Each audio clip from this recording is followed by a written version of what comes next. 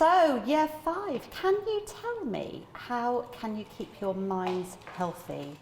Here at Oakland's primary school, they've been teaching mental health skills for 3 years. Breathe in when you go up one finger and out when you go to the other.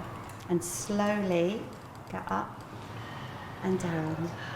Head teacher Julie Pettit says she found prevention is better than cure. We were expecting to see a rise in mental health difficulties, and that hasn't happened, I think partly due to the work that we've put in place and the way that we've managed things since the children have returned. There's no better time than now to be teaching children about mental health. Sometimes in class maybe I might get a little bit stressed because I can't do something, but then I just take deep breaths and calm myself down. I was quite mentally down, but these sessions definitely made me a lot better. But resources like the ones here are not that common, and today's report paints a bleak picture for young people in England. Looking at the same group over 3 years, the NHS says it's probable that 16% of 5 to 16-year-olds have a mental disorder. That's an increase of more than 5% over the last 3 years.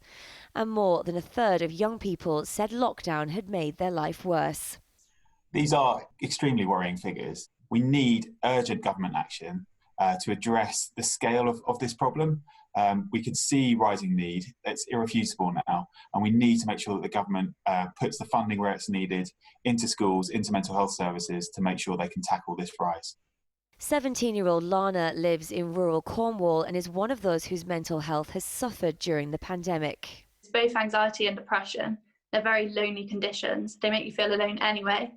And then with the isolation of the pandemic on top of that, it just makes it so much worse. My advice would always be you're not alone, talk about it and make sure you're getting the right support for you to help you through this. Back at Oakland's primary, these kids are getting that support. What I do is just squeeze something, like a pet or just cuddle someone. It just really gets the stress out. And Jessie, the school's dog, is always happy to help out in that department. Stephanie Prentice, 5 News.